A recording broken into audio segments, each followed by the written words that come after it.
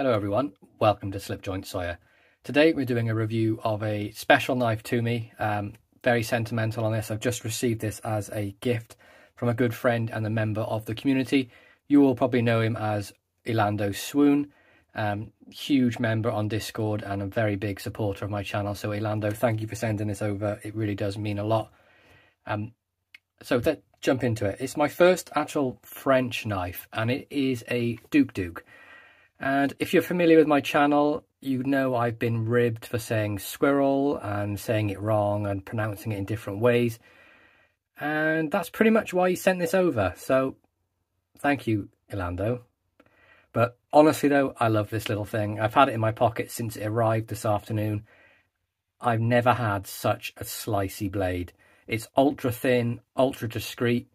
But let's jump into some specs and take a look around the knife. So we have a closed length of right about on that 3.5 inch mark, a little bit more with the bail on the end here. So if you want to include that, we're probably looking more 3 3/4 inches closed.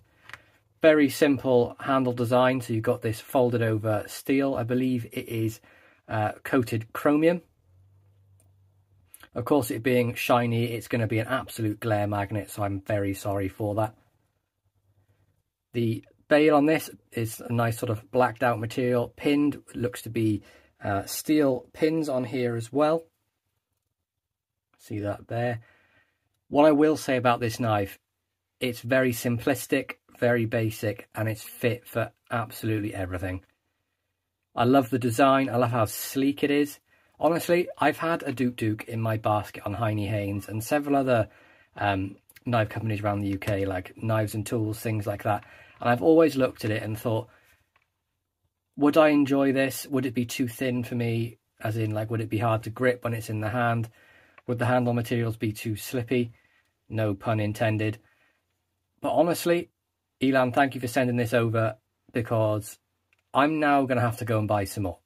I've not had it too long, just a couple of hours, and I've completely fallen for it. I love the simplicity of it.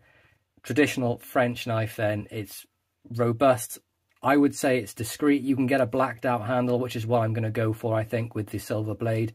Make it even more discreet. And honestly, probably one of the lowest maintenance knives you would ever have. So you can see the wonderful stamped squirrel. And then we have the French for squirrel underneath, which I'm not going to try and pronounce because I will butcher it.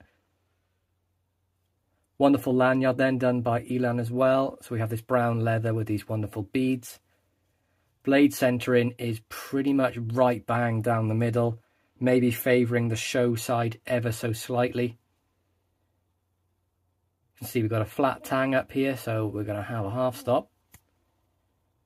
Wonderful spear point blade, ever so slight hollow grind. It's very hard to tell, but when you look at it in just the right angle down the blade like this, you can see there is a very, very slight hollow grind to it. We have a nice clean nail nick, and as I mentioned, very simplistic knife. No swedging, nothing fancy. It's just built for a job to do for the working sort of man. Really nice edge on this as well. Came razor sharp from Ilando. We've got an XC75 carbon steel blade. You can see it's taking a little bit of a patina at the top here, and it's going to take a lot more when I'm using it. But that's what I plan to do. I want to carry this thing. I want to use it. I want to see how much I love it in the pocket. Blade length then. Let's have a little look at that. Pretty sure it is a UK legal. 1, 2, 3. Yeah, it's coming right in there. The full blade length of pretty much 3 inches.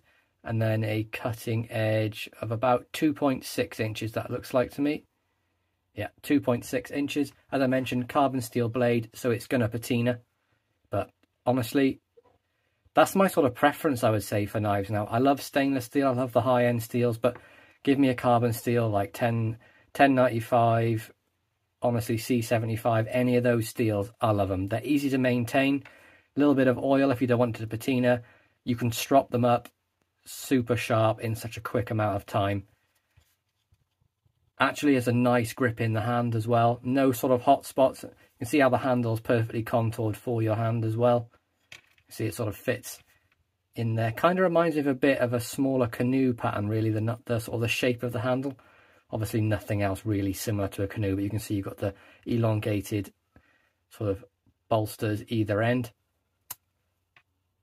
Fantastic walk and torque on this. The pull is about a 6 to a 6.5.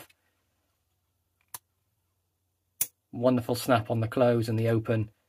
Affirmative snap into that open position as well.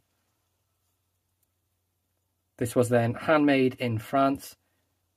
Wonderful craftsmanship, fantastic job. And you can see, can make it easier for you to see, in the middle here, they have done a bit of a swell on the handle, just make it a bit more comfortable in the hand.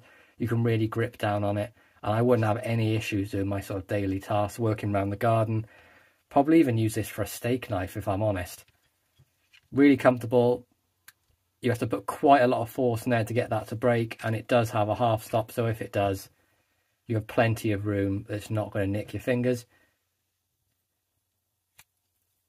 We also have a nice little sharpening choil on the blade.